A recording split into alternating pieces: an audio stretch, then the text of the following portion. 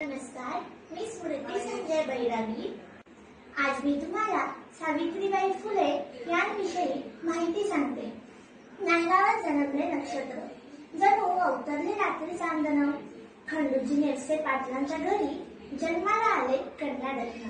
3 जानेवारी 1831 रोजी साताऱ्यातील खंडाळा तालुक्यातील नायगाव येथे राहणाऱ्या खंडूजी नेवसे पाटील व लक्ष्मी खंडूजी पाटील यांच्या घरी एका तेजस्वी कन्येचा जन्म झाला। हीच तेजस्वी थोर क्रांतिकारी कन्या म्हणजे सावित्रीबाई। सावित्रीबाई या लहानपणापासूनच दिसायला उंच आणि गोड्यापान होत्या। त्याचबरोबर त्यांचा स्वभावही प्रेमळ, काटक आणि न्यायी होता। सावित्रीबाई वयाच्या 7व्या-8व्या वर्षापासूनच आपल्या वडिलांसोबत शेतमाळ्यात जाऊ लागल्या। त्यामुळे त्यांना स्वतःच्या आणि इतरांच्या कष्टाची जाण होती। म्हणूनच त्या शेतमाळ्यात राबणाऱ्या शेतकऱ्यांचा मानसन्मान करीत असे आणि शेतकऱ्यांच्या मदतीस सदैव तत्पर असे। म्हणून सावित्रीबाई सर्वांच्या खूप लाडक्या होत्या। सावित्रीबाईंमध्ये एक विशेष गुण होता, तो म्हणजे अन्यायाची प्रचंड चीड। तोच विशेष गुण त्यांच्या भावी आयुष्यात फार मोलाचा ठरणार होता। त्या काळी मुलगा व मुलीचे लग्न बालवयातच केले जात। सावित्रीबाई 8-9 वर्षांच्या झाल्यानंतर खंडूजी नेवसे पाटलांनीही पुण्यात राहणाऱ्या ज्योतिबांशी त्यांचे लग्न ठरवले।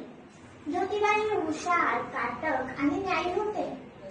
1840 मध्ये ज्योतिबा फुले आणि सावित्रीबाई फुले यांचा विवाह सोहळा सुखात पार पडला।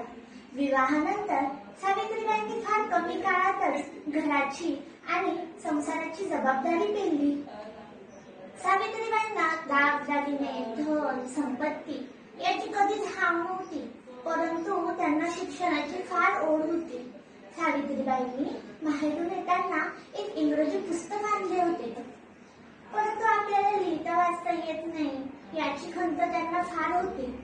तीच खंत ज्योतिबांनी ओळखली आणि त्यांना ज्ञान द्यायचा निश्चय केला। पुढे काही काळातच सावित्रीबाईंचे शिक्षण पूर्ण झाले। ज्योतिबा हे समाजात उघड्या डोळ्याने वावरत होते, त्यामुळे त्यांना स्त्रियांवर होणारा अन्याय, त्यांचा होणारा छळ दिसत होता। समाजात चाललेली परिस्थिती ज्योतिबांनी सावित्रीबाईंना समजावून सांगितली। त्यानंतर सावित्रीबाईंनी एका क्षणाचाही विचार न करता मी तुमची साथ देईन असे वचन दिले।